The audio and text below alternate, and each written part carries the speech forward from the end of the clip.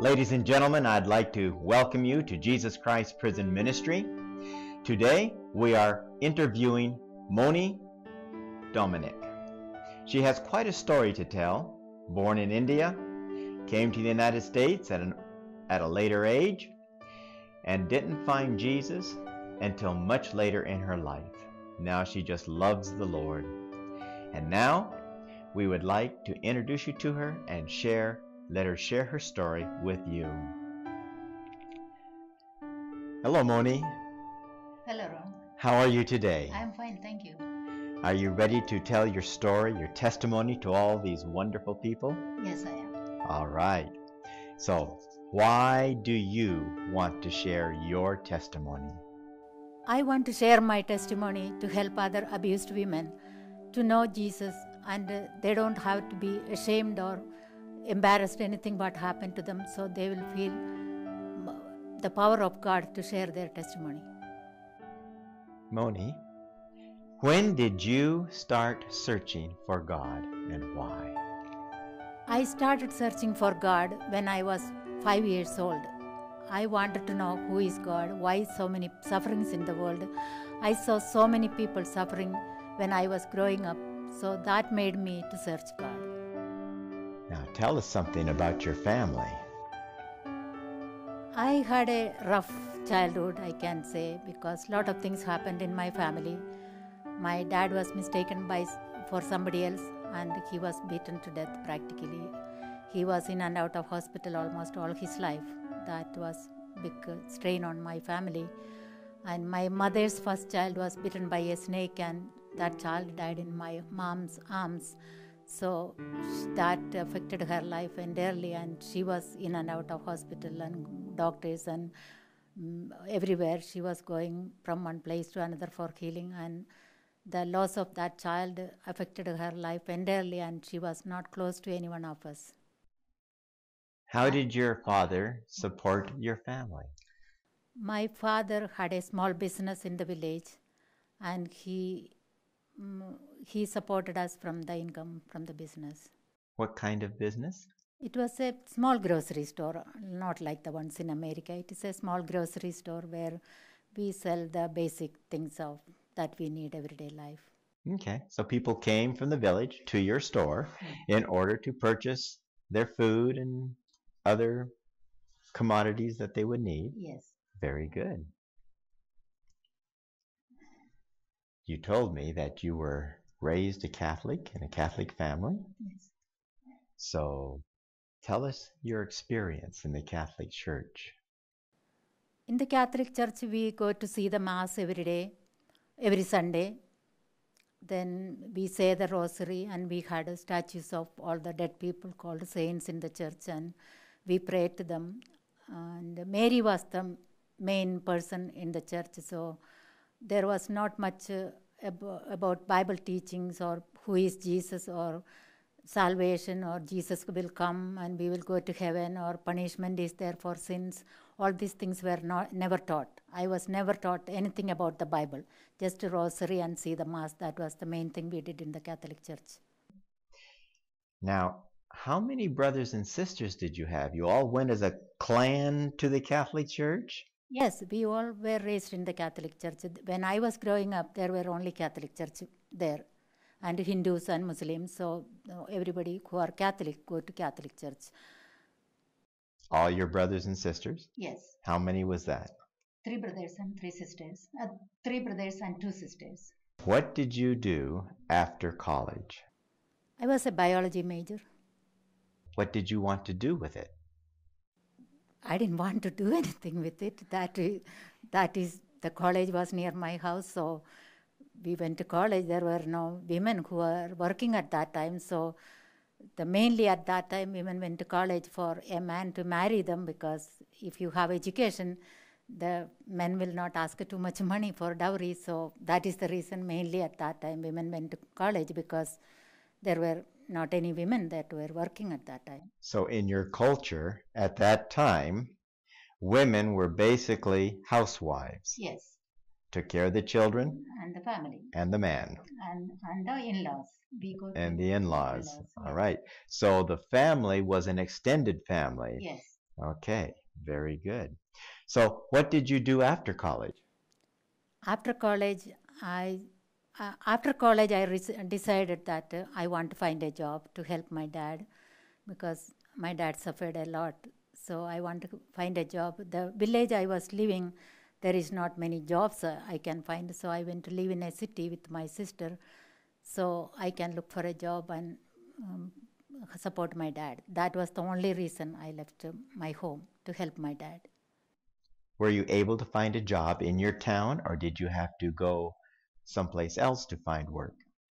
I went to look for a job where my sister was living. She was living in a city. So I stayed with my sister and looked for a job. But I found out that when a woman who is abused or low self-esteem go to look for a job, the employer want to use the woman. There are many, millions of women in India are abused by employers when they look for a job. They don't want to give the job unless the women tell them women will do what they want to do. Otherwise, they will throw you out.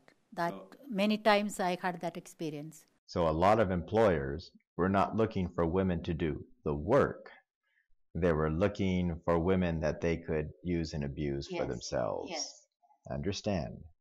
So that is the reason I want to share my testimony to help other women. They don't have to sell their body to be loved or accepted. When they find Jesus, Jesus will provide for them. And I want to help such women.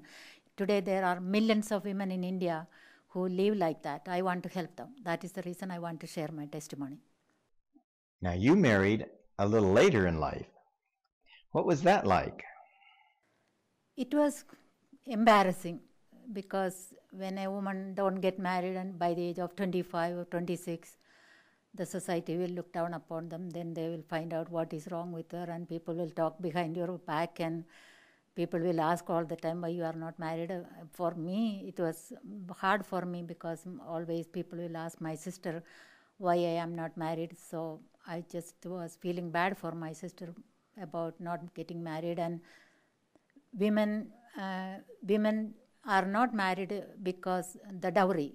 The men come to see you, ask for a lot of money, and if you don't have that money, they don't marry. Even though you have education, still you have to pay a lot of money, and we didn't have money to give to the family, the bridegroom. So my marriage was delayed because of that, and I could not get a job, and the situation was really bad. So it was hard for me not to be married until I was 36. Your father owned property, and you received an inheritance? Yes. And what happened to that property? When I was with my sister, I got the inheritance from my dad.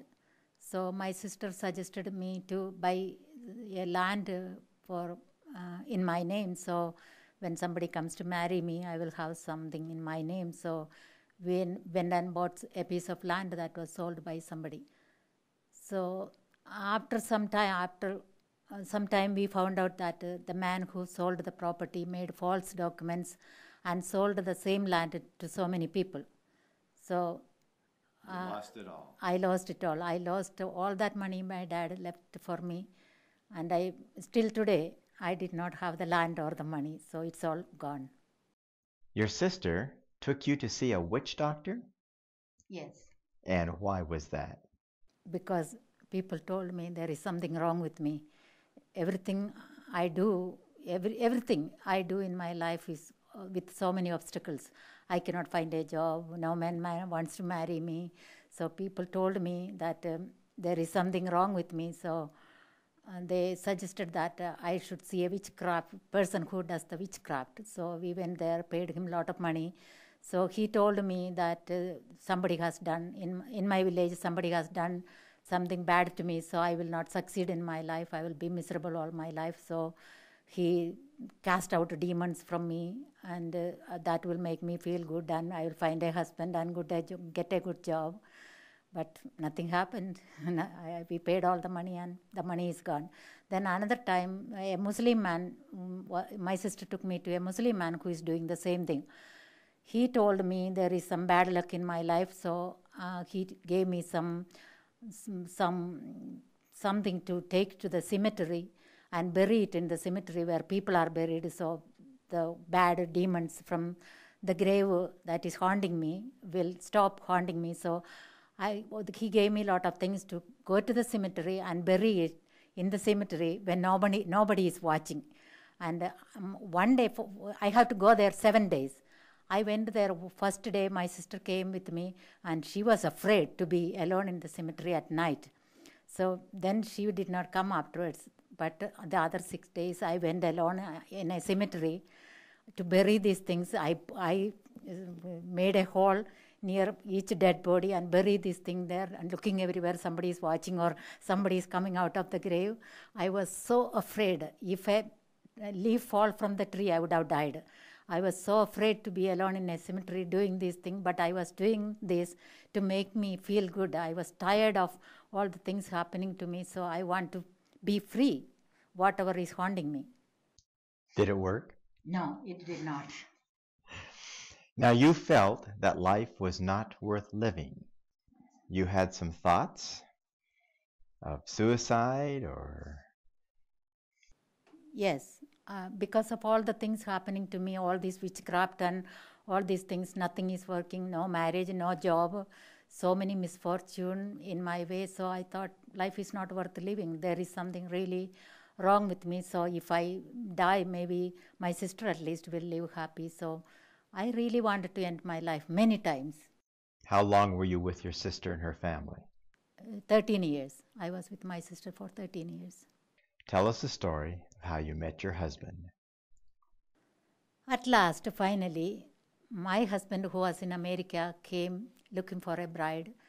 His sister and my sister live in the same city. So through one mutual friend, he talked about this man, and we arranged the marriage through this broker. And why did he choose you? He was in America. He came for 1 month vacation. He advertised his family advertised in the paper, and he got a lot of responses. And within that 1 month, he met about 15 girls. He decided to marry me because he thought I am taller than all other girls he met. So he was about 6 feet tall, so he wanted a tall girl. Then he thought that I was not married, so he will do me a favor by marrying me. That's why he married me. But also, you were educated, and he appreciated that? Yes, he was happy that I had college education and a degree. When you married your husband, you went to live with his family? Yes. And how did they treat you? They were not happy. They were not happy that I married him because they didn't get the dowry. They also asked for dowry. And the main thing in the Catholic religion is we live by all these customs that is followed by all other people. So it is not about God or loving people. It is about the customs. So my sister-in-law died immediately after my husband married me. So the sister-in-law was here for treatment. They brought her to America, and the doctors told them that she will not live longer. But she died after my marriage. So they told me I brought bad luck to the family. That is why she died. And so many things they were accusing me of that I was not aware of. How long did you live with your husband's family before coming to America? I lived with them maybe for a month, not more than that. And how did you work it out? What was the circumstances that brought you to America? So after our marriage, my husband came to America after 1 month. So in the meantime, I was in India for about 6 months more. I was working there, so I saved some money, and I had enough money to buy the ticket. When I got the visa, I called my husband to tell him that I am coming, and I booked the ticket. I am coming by such and such flight. Then I had to make a collect call. Then he hung up the phone. He didn't want to accept the call, or he didn't want me to come here because his mother told him not to bring me here. So he hung up on me. But I found the money to make a phone call, and I called him and just told him that I am coming by such and such flight. So hoping that he will come to pick me up. So I came like that. So tell us about your trip to America, how you felt about that, and life with your husband. My trip to America was, God, I don't want to ever repeat that trip. After my husband left, I found out that I was pregnant. So when I left India, I was 5 months pregnant. And I threw up from India to San Francisco all the way. And the journey took about 3-4 days because I had to stop in many places. It was not a continuous flight, so I had to stop in many airports, and I did not have a drink of water. Nothing in my stomach. Everything, even a drop of water, if I drink, I throw up. I threw up all the way. So I did not even think that I will make it. So after coming here, my husband's brother picked me up from the airport, and I came to his house, and we started living. And then I found out that things are not better than in India. Things were really bad. I found out that he was an alcoholic. He had a problem with alcohol. And then I did not know anything about his background or childhood or anything. We didn't talk any of those things. After I came here, I found out that he had a lot of things happened in his childhood. As a young child, he lost his father, and then his mother remarried and sent him to a Catholic boarding school. He was in the boarding school. So a lot of things happened to him in the boarding school, so he didn't have any self-esteem, and he suffered a lot as a child. So because of that, he started drinking, and a lot of abuse in the house. And I'm new here, I am pregnant, I have no family, no friends. I'm all alone in a new country, and living with an alcoholic husband was very hard. I didn't have one person to turn to, and I didn't know anything about living with an alcoholic because none of my family was an alcoholic, so I didn't know the effect of alcohol in a life. Was your husband happy that you were pregnant? No, he was not. He didn't want a child. I think that was the reason he started drinking more, because he wanted a partner to drink. When he drinks, he likes company. So he was actually looking for a partner to be with him, to enjoy his drinking and singing song and give company to him. That's the reason he married. He told me that. The child was just in his way, so they were not very close. Your husband was born in India also, and then he came to America because he had a job as an engineer. Is that correct? Yes. He told you, I think you told me at one time, that he basically needed a housewife? A maid. A maid to take care of him. Yeah. When you came to America, how much English did you know? I learned English in India as a second language, so I was able to speak English when I came here. Now you're in America with a husband who wants a maid. You're here pregnant in a strange country. You don't know the culture. You don't know how things work here. And you're about ready to give birth. How did that work out? When it was time for my delivery, my husband admitted me in the hospital. I still remember, it was on a Wednesday morning around 9:30. He admitted me in the hospital, and the doctor said time was not come. So my husband went home, and I was there until evening in pain, and nobody was there with me, just me alone in the labor room, and nobody was there. My husband, when it is in the evening, the doctors found out that I need a C-section. So the doctor came and asked me, where is my husband? Then I told him he went home. So they had to call him from home to come and sign the permission to have the C-section. So that was hard. After the C-section, he waited. He waited to see the baby. He saw the baby. I didn't even know what the baby was, a girl or a boy. After the delivery, I want to find out whether I have a boy or a girl, and I could not talk. The sound was not coming. I was not completely into my conscience. So I was waiting somebody to tell me whether I had a boy or a girl. And I wanted to ask somebody whether I have, but the voice is not coming. So finally, I think my husband told me I have a girl. So that is how I know I had a girl, and then he went home. You're in a strange country now. You have a little girl to take care of. How helpful was your husband in all of this? Nothing. That is not our culture. In our culture, men don't do that kind of thing. So I don't blame him. We were not raised that way.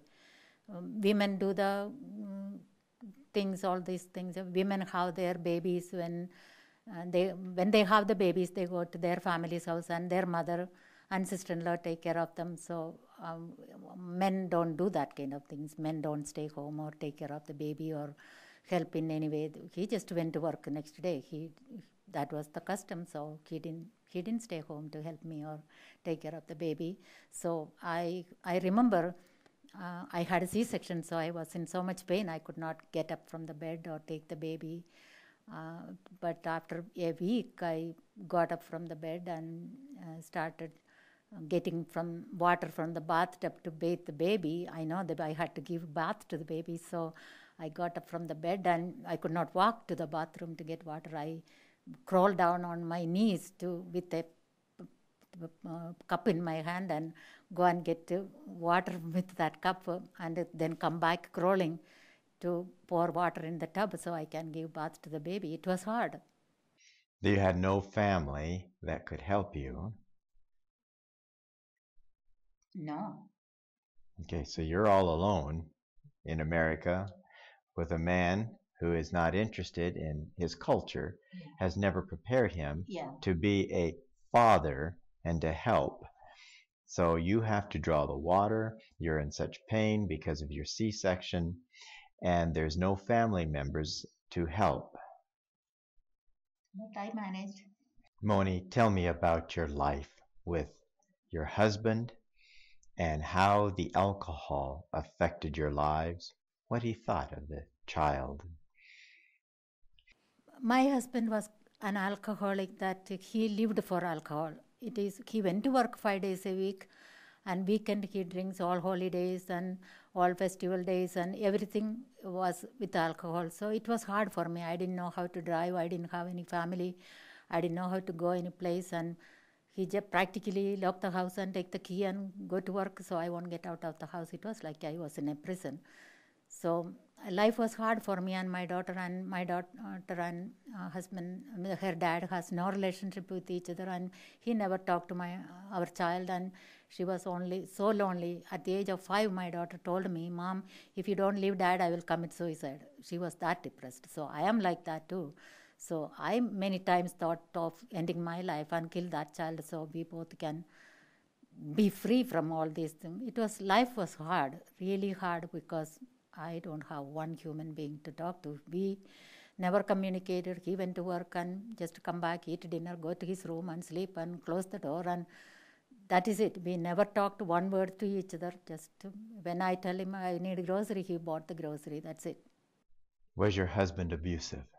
He was not abusive. He did not beat me up. It was verbal abuse. It was alcohol. He was a good man.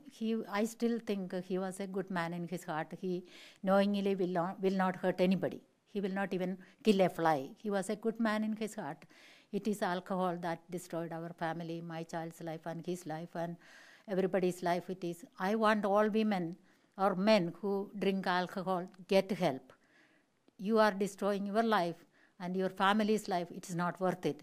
Please listen to my story, and if it changes one person to give up alcohol, my story is worth it.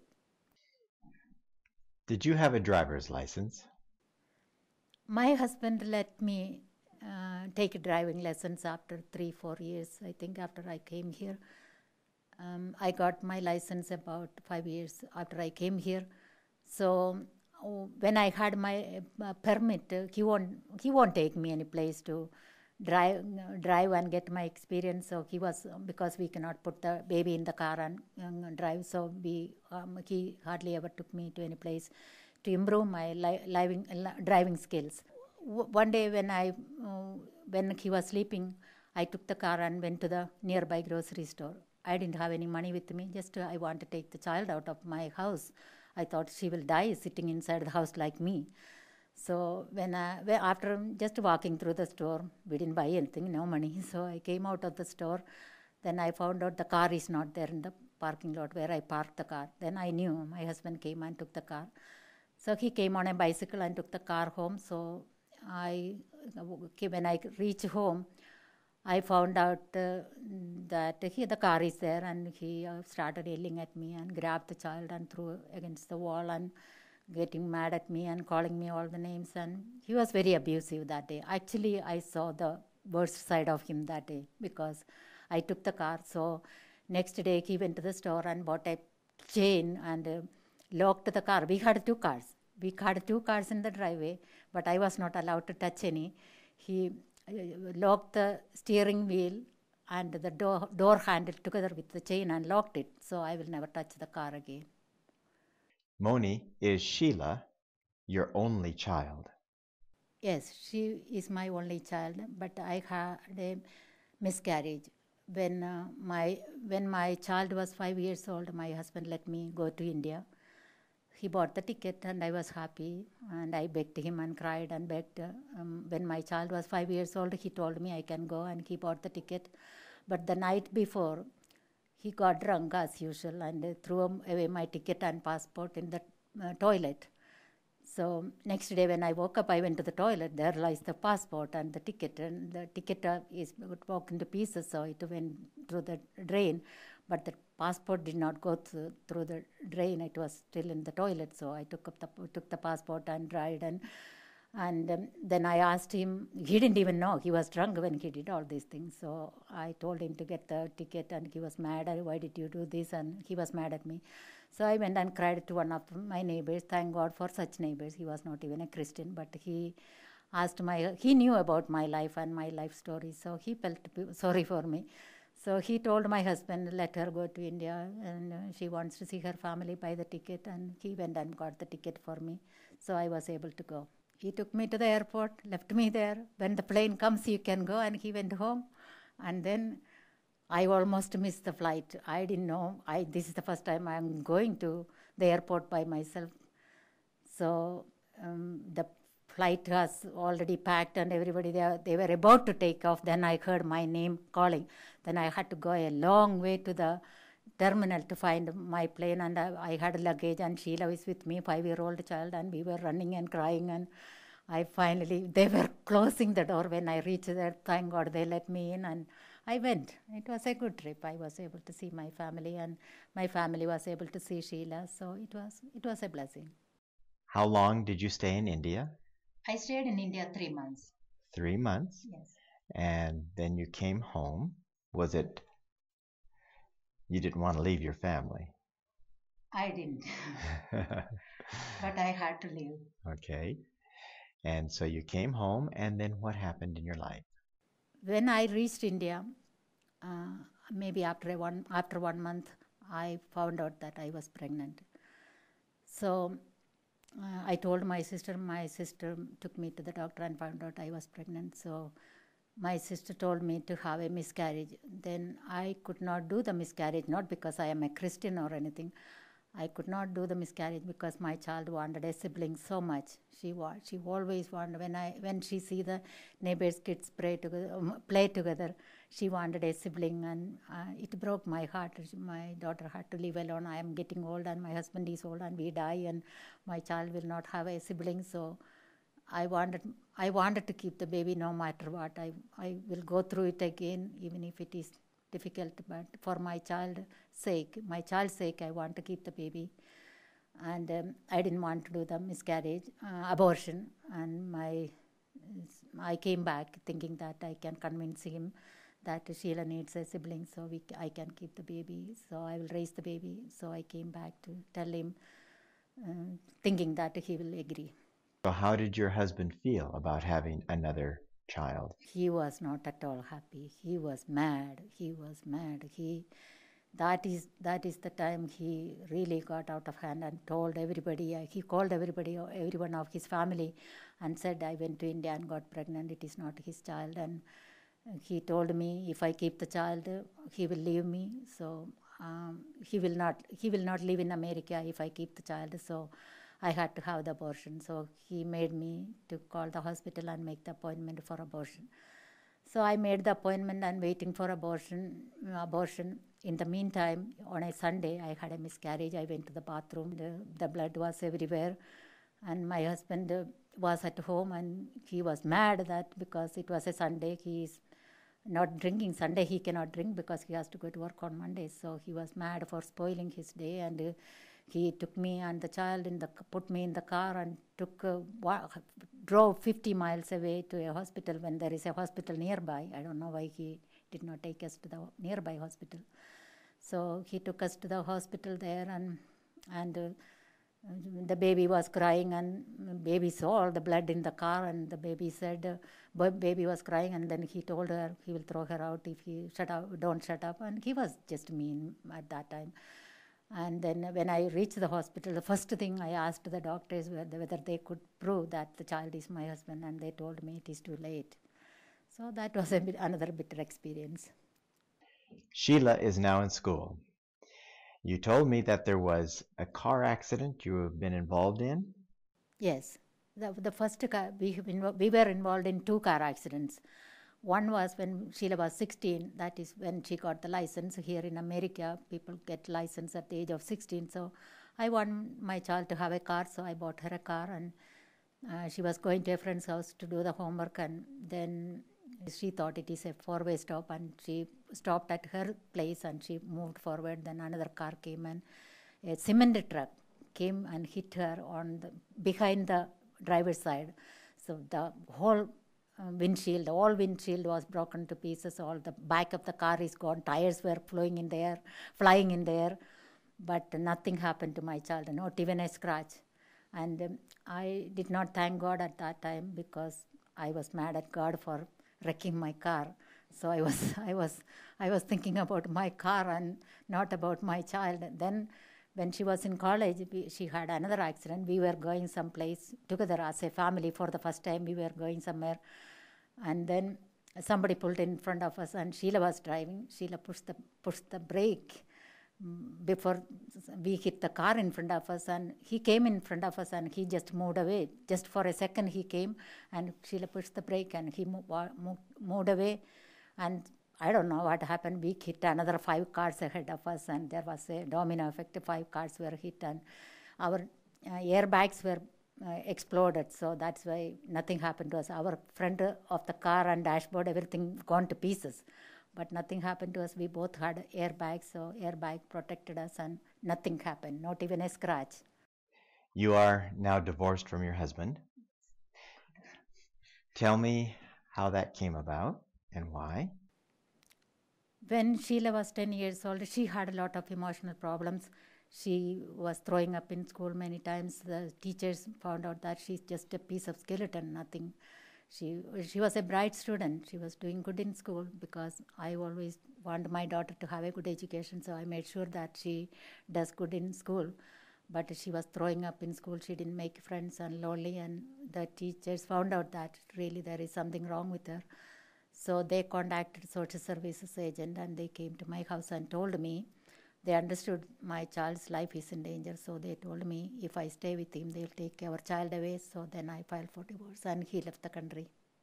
Moni, were there what experiences in your life helped to propel you to look for God even stronger?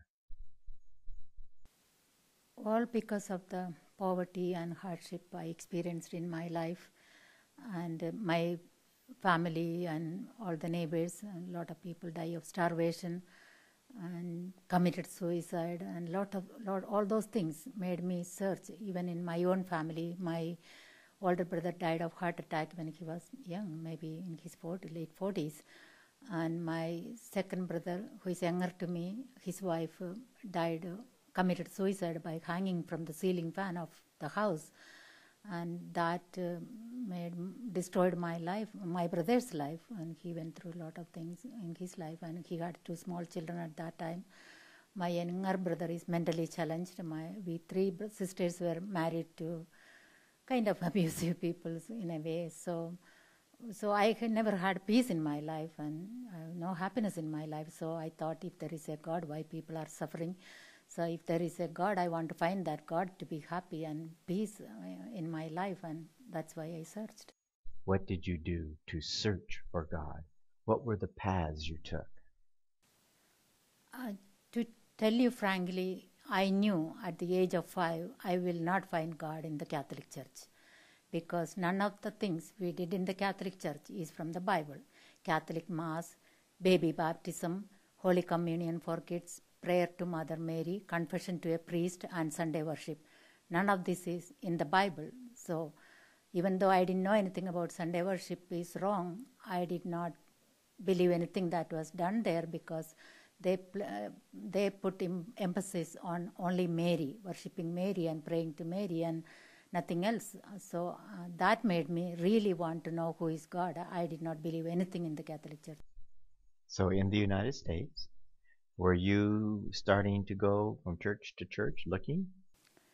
Yes, even when I was with my husband, when I got my driving license, I started going to all Sunday churches. I went to Jehovah's Witness, Mormons, Baptist, Lutheran, Nazarene, Methodist, Presbyterian, and there are so many other denominations there. I visited all of them. I did not learn anything from the Old Testament. I did not hear anything about creation. It is only the gospel. So I did not believe in God, because nobody told me there is a controversy between God and devil and who is the devil. None of those things. None of the Old Testament books were taught by any of the churches. At this time, while you're going from church to church, you have your daughter with you. So you're looking for friendship. You're looking for someone to take an interest in your daughter, who at this time has no father in her life. And you're hoping that a church family will accept you and your daughter into their family. I was sadly mistaken.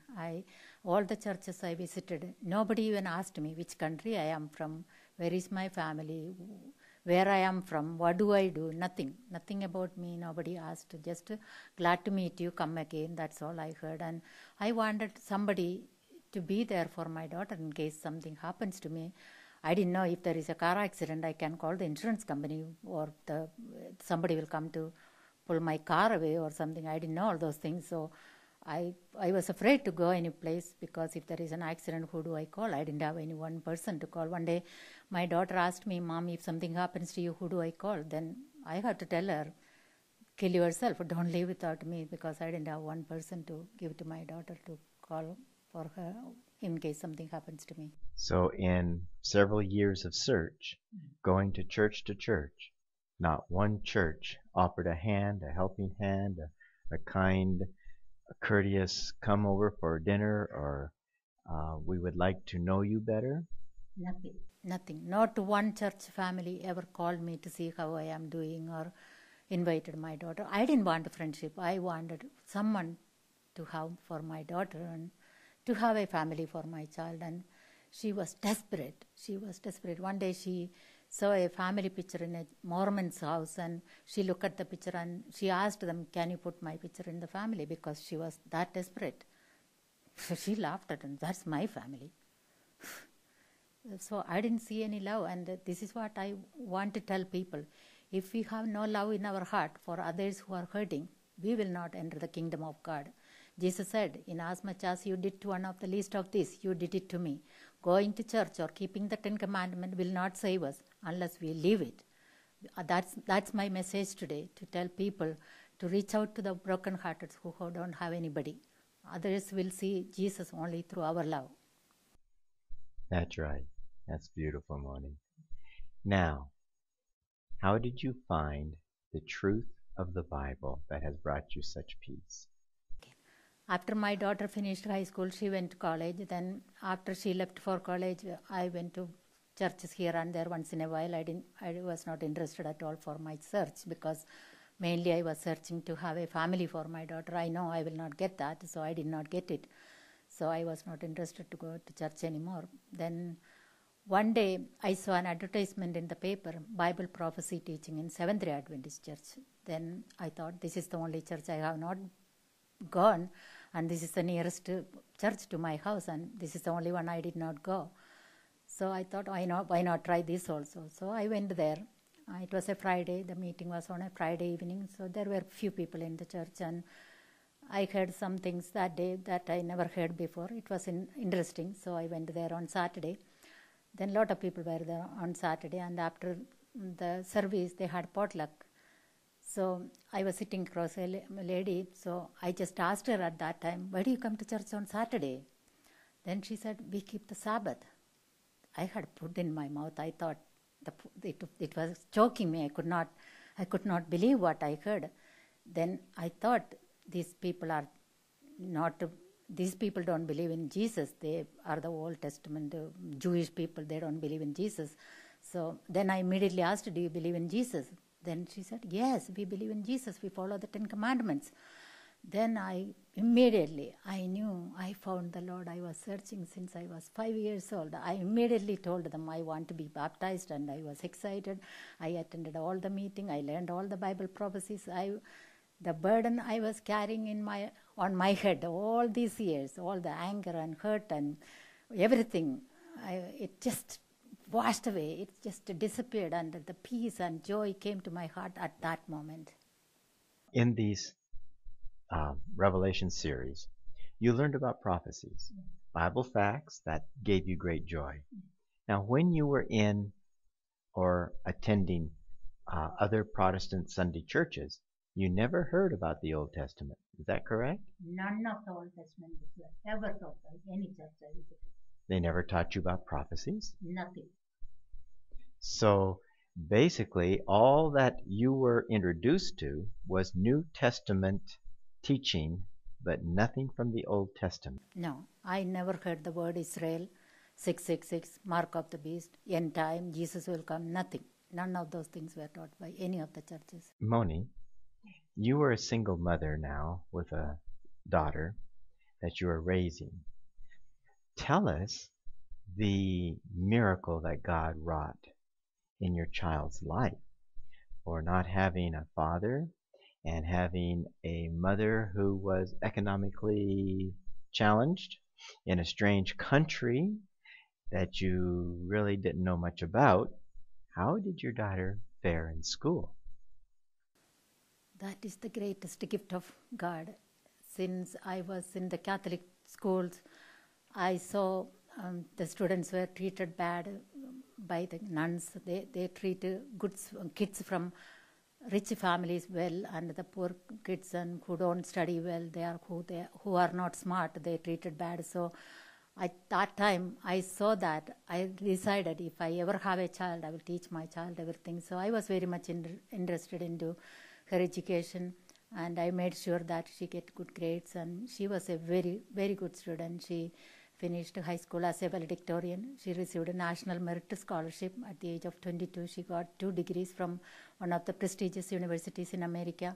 It's all God's blessing, because in Jeremiah 29:13, God says, if you search me, you will find me. So God knew I was searching him all my life. And when I saw all the poverty and hardship there, I wanted to go to a foreign country so much. I wanted to go to a foreign country only to help others. That was my always desire, to help others, not to accumulate wealth for me or anything. I never cared about anything for myself.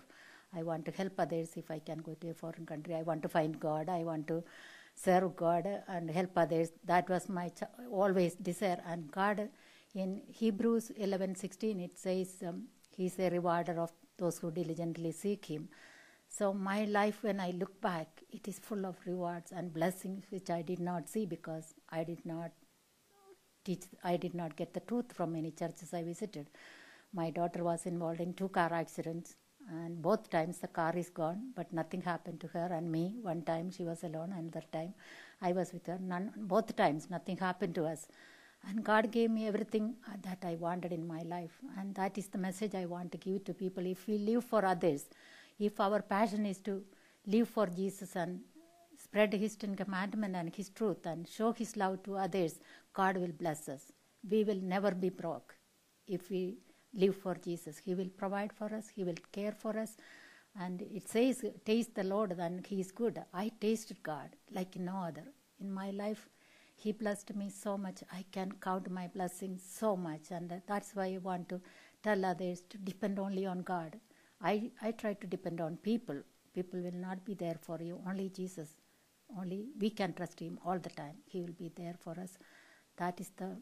And another thing I want to share is, God provided for me to do this ministry to help do God's work in advance, because when my husband left after 10 years of marriage, I get his social security and pension. That is enough for me to live. That is why I quit my job. I quit my job to do God's work. So God provided for me in advance to do his work, because he knew I was searching. I will leave everything for him.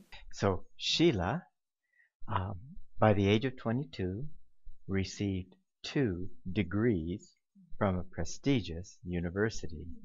Awesome. And one of those degrees was in Molecular cell biology and psychology. molecular biology. Molecular cell biology. Can't even say it, you see. Okay. So God has blessed you. You found the truth. The Lord blessed with your daughter's wonderful education, all paid for by grants. Yes. How awesome. And then you wanted to return to the Lord the blessings that He has given to you. So you went back to India, and you were able, tell us how you started your little mission service back there. When I went to India, I met a pastor who is very passionate about doing God's work, but he doesn't have much financial help. So there he started a tailoring school for poor women, like abused women. There are a lot of abused women there. So he started a tailoring school for battered women. Mostly all of them are poor and from abused homes. So I wanted to help him. I support him whenever I can. So many more girls like me who are abused can find Jesus, and he teaches Bible there, who comes there, and he is reaching out to a lot of people. So that is my passion, to help women like me who are abused. You provided him with some funding to procure sewing machines. Is that correct? Yes. Tell us how that took about. So when I went there, they had only 4 machines. So I think now they have about 10 sewing machines. So more girls can come. So that really helped him to reach out to more women.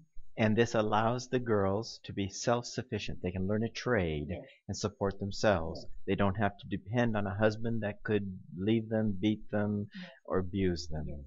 Eventually, you came in contact with this little ministry? Yes. How did that happen? I quit my job to do God's work, so I was reaching out to people on Facebook. So I found a lot of people on Facebook from all over the world with whom I shared the Sabbath truth and 10 Commandments. And many accepted the Sabbath after through my ministry on Facebook. And then I found a young man by name Jeff. He was on Facebook. He was doing ministry like me. So I contacted him, and so we shared our experiences, and he asked me to come and share my testimony. So it is because of him I came here, and I had the pleasure of meeting you and Jeff and share my testimony, and I thank you so much for inviting me. You're welcome. Well, we thank you, Moni. Is there anything else you would like to say before we close today? You have shared a beautiful testimony of a woman who literally rose up from nothing in a little poverty-stricken Indian village and has now achieved one of the highest pinnacles of the Christian life, living with nothing and giving all that she has to do the Lord's work, helping people in her own village, helping others that have been abused, hurt, orphans, widowed, in any way she can to know the Lord and to better their lives. We thank you, Moni. One more thing I want to say again is, I am sharing my testimony today to help other women again to speak up. There is nothing to be ashamed of. If we have sinned, it is because we were not taught the truth. We were taught lies, lies after lies after lies, and it took me almost 60 years of church going to believe there is a God and there is an enemy of God who causes pain and suffering. So I want all those who listen to this testimony to speak up. There is nothing to be ashamed of. What we have done, Jesus has shared his testimony. So we can share our testimony too. It is testimony that helps others to bring them to Jesus. We don't have to live in shame. There is nothing to be ashamed of. Any kind of abuse, there is nothing to be ashamed of, and we can forgive them. that is what I learned from my forgiveness to my husband. I was not able to forgive him until I found the truth about God, and now I have only compassion for my husband. I pray for him, and I thank God that he brought me here. So I have so much admiration for him for bringing me here and finding Jesus. If he did not marry me, I would not have found the truth. So I have only admiration for my husband. He went back to India. He married again. He has a wife. I met them, both of them. I gave them a hug. And I am happy that my husband is doing good and he stopped drinking and he's doing good. I pray for them and that God will save him because of that man I found Jesus. So I want that man to be in heaven. And that is my passion, to bring others to Jesus, those who are abused. So our whole purpose in life isn't just going and sitting in churches. Our purpose is to get out and bring people personally to the Lord Jesus Christ. Yes. Thank you, Moni, for your testimony. You are welcome. Bye-bye.